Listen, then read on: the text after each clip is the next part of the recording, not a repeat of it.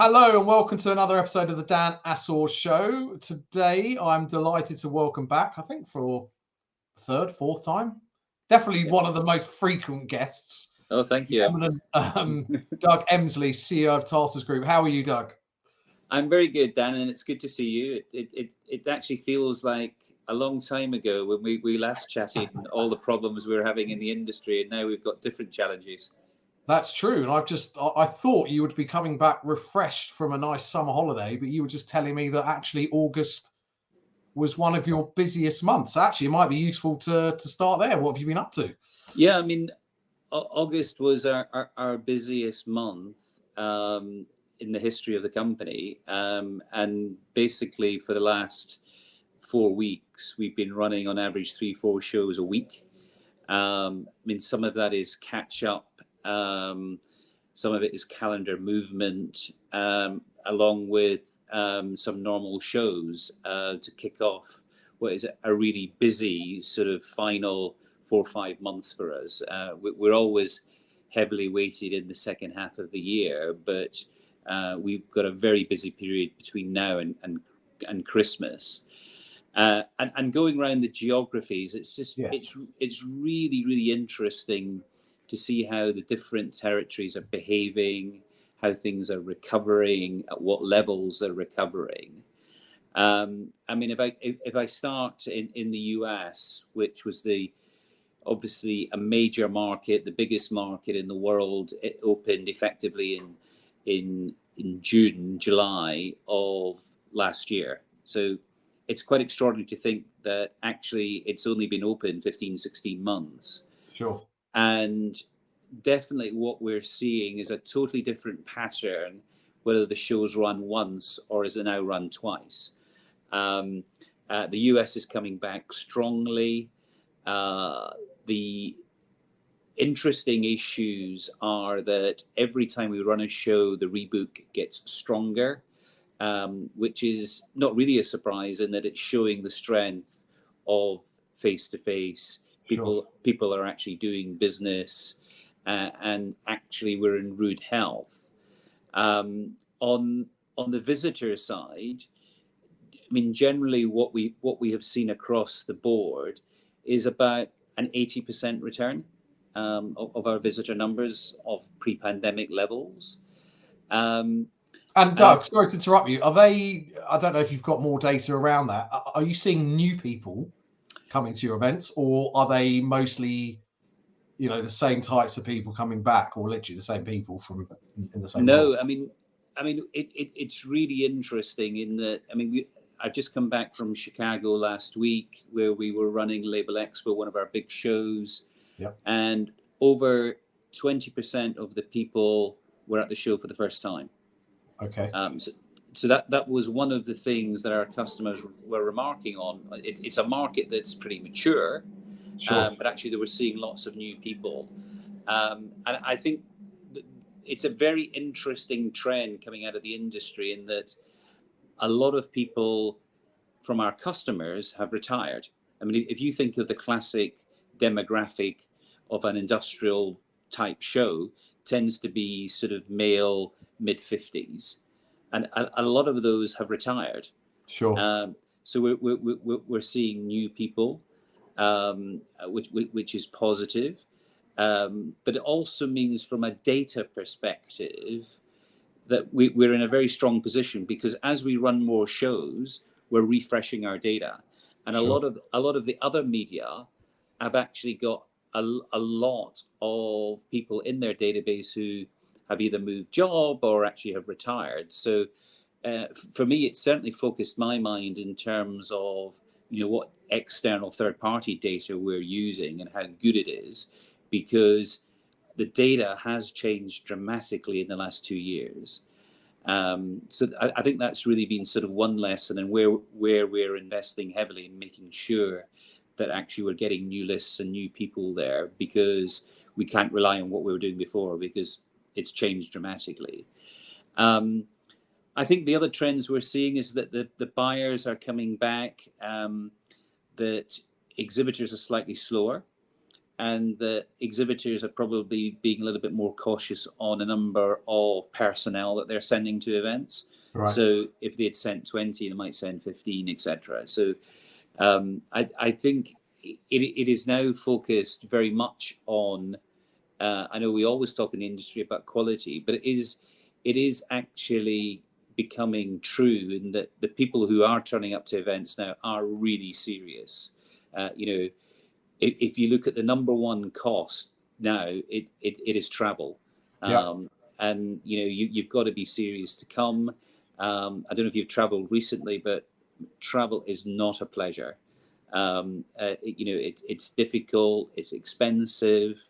I just went to Crete actually with my family. Funnily enough, it was, you read about all the sort of disaster stories of lost luggage and all this sort of stuff. It wasn't actually too bad, but it wasn't business travel. So obviously there's a difference there. But yes. But I mean, people's experience in the UK is very much around Heathrow and Gatwick, and that's not been great, but it's been helped by the volume. So it's going to be interesting if they can scale that back up. But 2 weeks ago, I was at Schiphol, Amsterdam, and it's definitely the worst airport in the world. 4 hours to go through security. Yeah. I mean, it is not a pleasure. And I mean, I think the other thing that's really changed, especially in America, is, we talk about, business travel and, it taking time to come back. But actually, as we've seen with working and the home and working from home, things are blending in now. So sure. business and leisure are also blending. So pre-pandemic, about 20% of travel was a blend. Yeah. Now that's over 55%. So people are actually choosing to go to events and then stay on. So the location of your event becomes even more important. And that's nothing to do with the fact that they could expense their personal holiday on their business trip. Well, I possibly, but I think it's more to do with actually, travel is so expensive. Yeah. People that have definitely changed their attitude to travel. That they, even though it is difficult, they still want to do it because being stuck at home, I think, has actually changed people's mentality. Yeah. So they're trying to do as much as possible now when they do travel. Okay, so that's America. Now, obviously, you're sorry. Yeah, and I mean, Europe for us is quite a small part of our business, and that's been sort of steady. And I think moving to the Middle East has been the standout. I mean, Dubai handled the pandemic incredibly well. All the shows that are running in Dubai are running really strongly. It's an attractive destination, coming back to the point I made earlier about you can stay on for a few days. Sure. And it's been the standout in terms of our business. Dubai has done really well for us. The Middle East generally has done very well for us.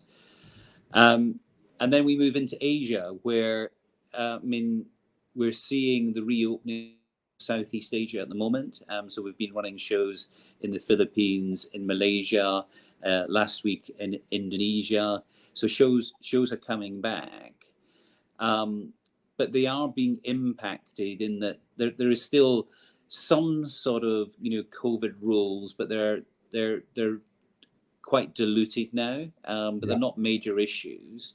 But China is the big problem, not just in China itself, but for the Southeast Asia region, because they're a big exhibitor, and we're definitely seeing a smaller number of Chinese companies at our shows. How do you react?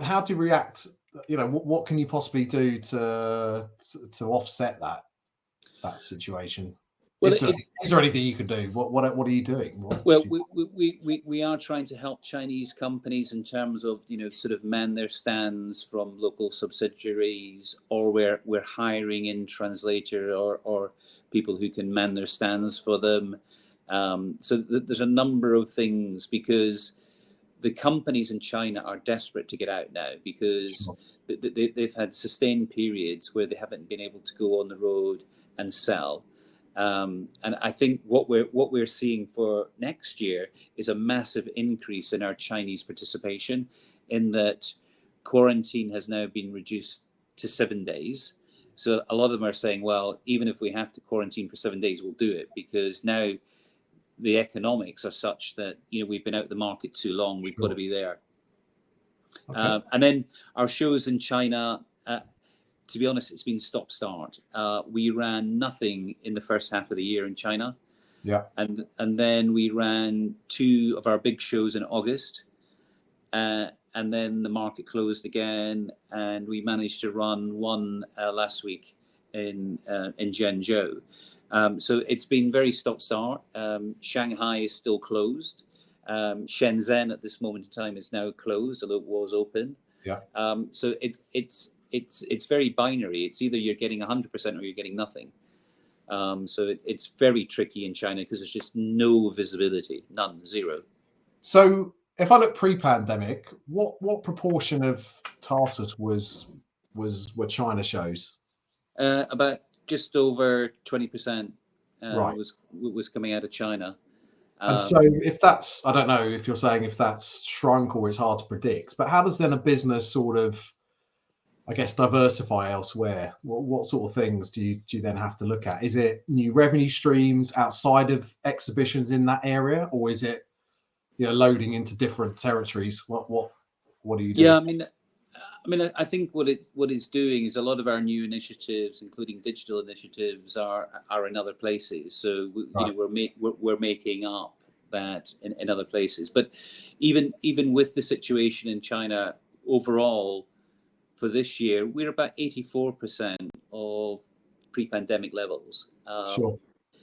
Although the mix of that is different, the amount of income that is coming from digital has increased dramatically, and how we think about our business in terms of the model has definitely changed, and that's probably best demonstrated by the one-to-one model, where basically we're seeing that as a complementary part of the general trade show, or in some industries where actually that one-to-one meeting and the way business is done is become more important. Yeah. So we already had that model in our travel business, in our Connect business, and that's rebounded actually very strongly this year. But we also, at the tail end of last year, bought a business in the health sphere, which is really focused on hospitals and actually suppliers, whether it's pharmaceuticals or IT equipment, where it's all about getting access to a very difficult buyer to get a hold of, the hospital buyer, and actually those contacts are highly valuable. Sure. And that's been an evolving model, and has allowed us to create new opportunities which didn't exist before. So we're now doing lots of virtual one-to-ones, and that in that little business alone, we've generated over $1 million of new revenue this year that didn't exist, by understanding their sales cycle and how we could actually mix physical meetings and virtual meetings together. Yeah, so it's not forcing the issue and making them just do it offline. It's actually understanding now what they want and facilitating it through a media or communication method they're now used to. I guess that's one of the benefits of the pandemic. Exactly. And I think this is the whole evolution of digital and how we're thinking about digital, in that, 2 years ago, we were being told as an industry that, we were redundant, we were going to be replaced virtually. Well, the good thing is we've proven that not to be true. And now the story is all about how do we as an industry recover to 19 levels? If you talk to all the other organizers, all the conversation is, are you back to 19 levels? The interesting thing, if you talk to the virtual companies like the Hopins of this world, they're saying they've now got back to 19 levels, which is quite interesting because they've come a totally different route, because they were they were less than 1% of revenues, and then obviously they grew massively, and then that's disappeared. Yeah. So I think that in itself is quite an interesting story, because the story has moved on dramatically. It's not about replacement. It's about how do we use digital to make the live experience better. And sorry, last time we spoke, actually, Tarsus had just done a tie-up with a YouTuber for one of your air shows. Yeah. Have you? What else have you done in that space? Whether it's been organic or acquisitive, or what else is maybe coming on the horizon that you can tell us about? Yeah, well on that YouTuber deal with Sam Chu. I mean, we did that at the air show. We had over 1 million views of the daily videos that we did, generated a lot of traffic for us.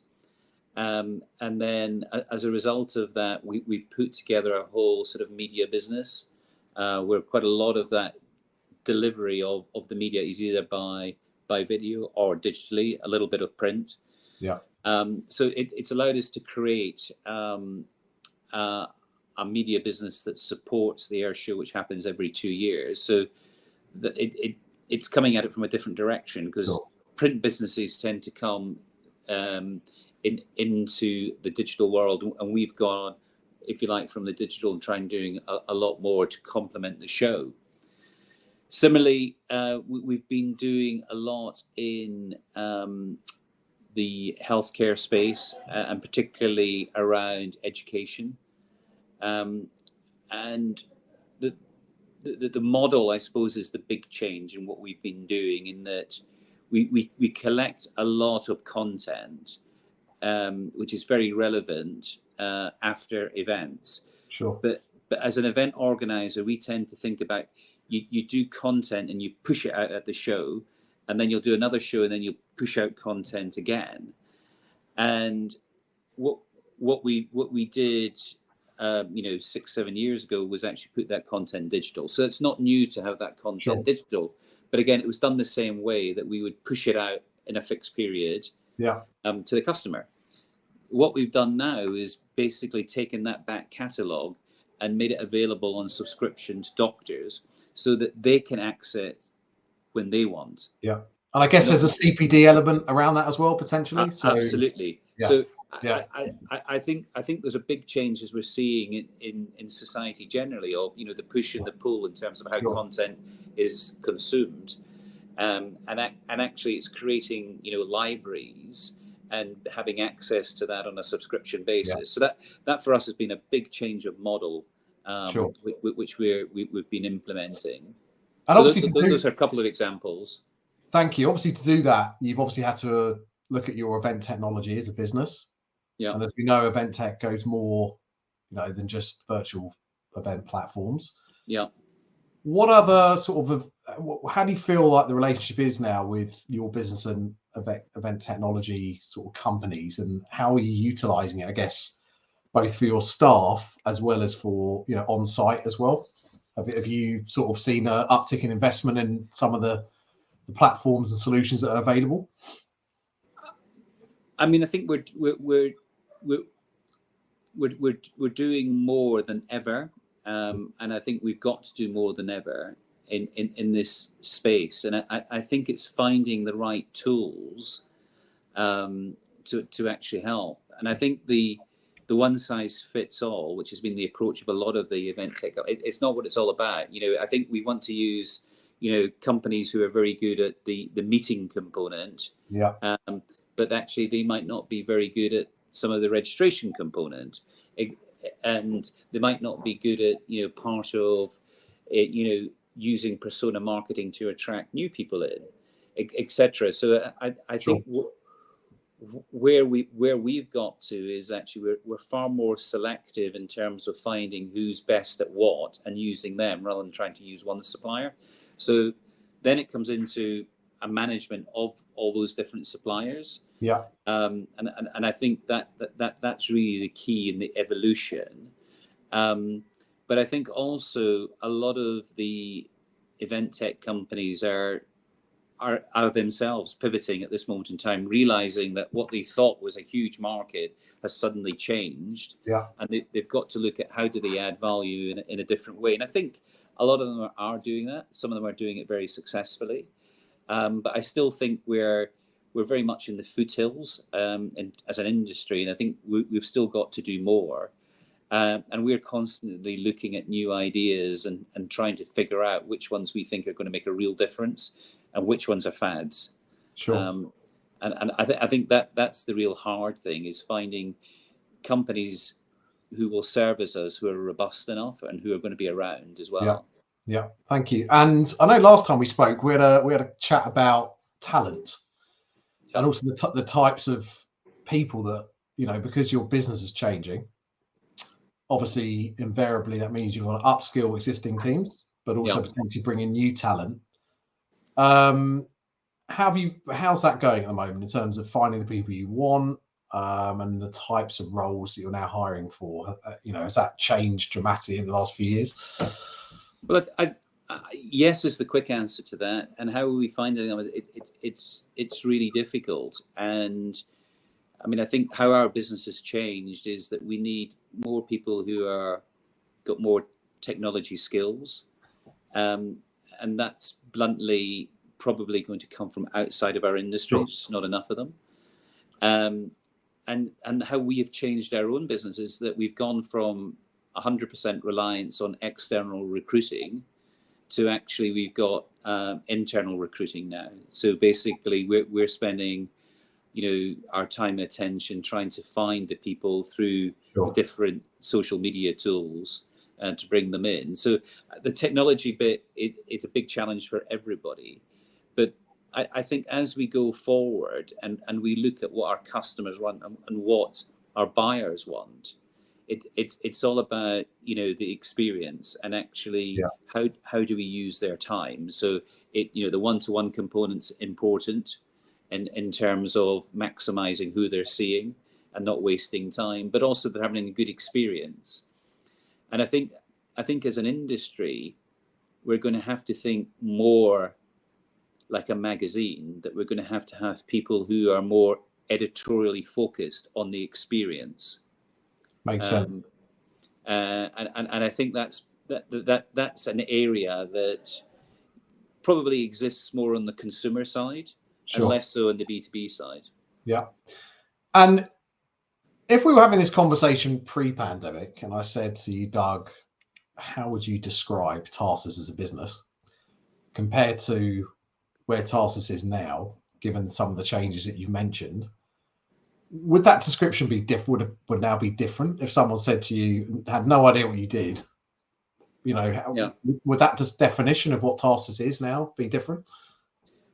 Yeah, I mean, I think I would probably have described it as more as a trade show company, whereas I think today we're more of an all-round media company that's actually supporting its individual communities. Sure. So I think that. Would you say more of a publisher in that regard? Would you say more of a publisher then in that regard, or media / publisher? Yeah. Possibly, but I think it's become more community focused in terms of I think we were all in the trade show industry playing golf with one club, and now actually we need a bit more than the driver, And I think that's been the big lesson. But these are cycles. We're back to where it was all about sort of magazines and the content, and I think that's now all about the digital. It's about the experience. And does that then affect? Because I know Tarsus has been an acquisitive company when it's needed to be, and other companies, acquiring businesses. The pandemic has provided opportunities to do so. So does that sort of change the focus from an M&A perspective? Not necessarily just talking about Tarsus, but just generally in an industry. Do you think we're now looking at businesses to acquire, merge with that we weren't beforehand? Absolutely. I mean, we've bought a series of businesses in the last year, which are totally different to the ones we would have bought before. Right. We bought a media business, we bought a software business. bought a one-to-one meeting business. So we've been bringing in all these components I've been talking about, and expanding that out, and accelerating it into complementary sectors. So I definitely think that, just buying a trade show is no longer necessarily what we're looking at. We're looking at how do we actually provide skills to the community that we currently haven't got or we need to build on.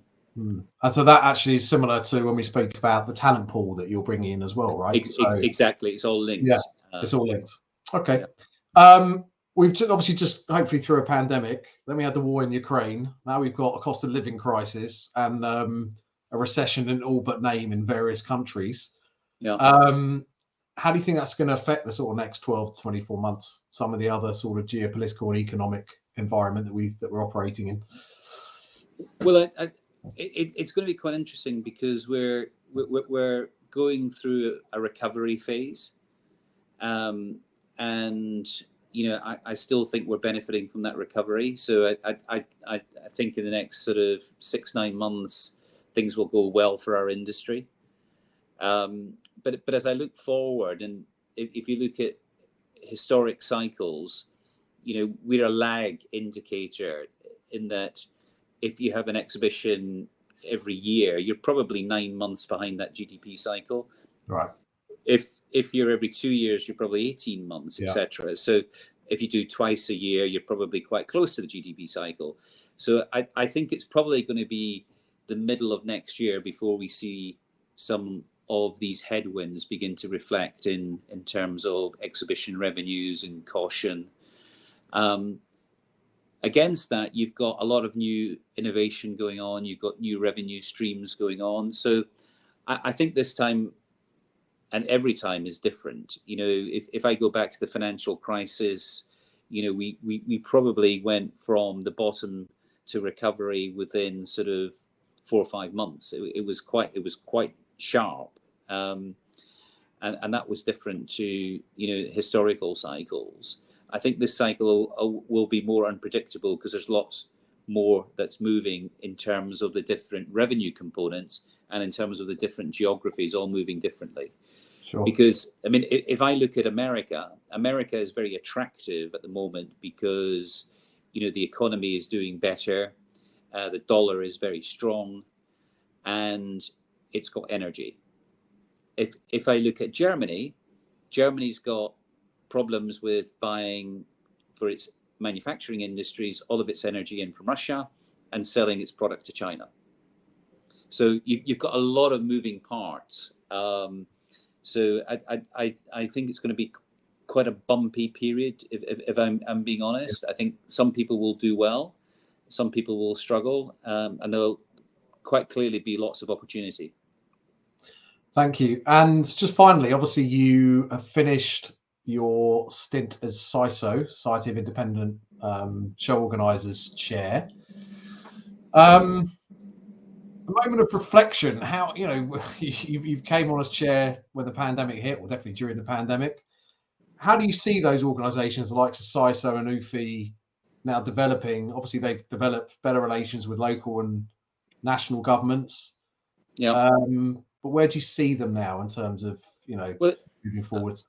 I think there's been 2 huge benefits. I think, firstly, you're absolutely right on our dialogue with government and local government, and with CISO, we've set up, in collaboration with other associations, a lobbying arm under the ECA, and it continues to do a lot of good work. And an example of that, we've come together with the various different other associations in Chicago, where McCormick is going through a management change in terms of the management contract. So we have been lobbying there just to make sure that there's not going to be any change of policy in terms of having freedom of choice of contractors, and that there's not going to be internal competition attacking existing events, like the German model where they have their own shows. so that actually we create a free market, and that free market doesn't change. So it's been good that there's issues and that actually we've got a structure that can actually deal with them now. Sure. But the other legacy is that actually it's brought the community closer together. You know, I have more conversations with the CEOs of all other major organizers than I ever did. And we're seeing that coming through in initiatives like the net zero with UFI, and keeping sustainability very much on the agenda. We were at COP26, we'll be at COP27, etc. And it's very much a big issue for our industry that we've got to keep moving forward. But also in creating platforms, which we're doing actually in just over 2 weeks' time in Asia for the first Asia CEO Summit, which is CISO, UFI, AEO, and SACIOs coming together, where we're bringing all of the Western CEOs with the local Asian CEOs to exchange information, networking, and creating opportunities, which is really what it's all about. So I think those are the two lasting legacies, which I'm really proud of in terms of what's happened. Fantastic. Thank you, Doug, as always. It's been enlightening and fun. Thank you for joining the show again, and we wish you the best for your very busy period that's coming up over the next few months. Pleasure, Dan. Nice to see you.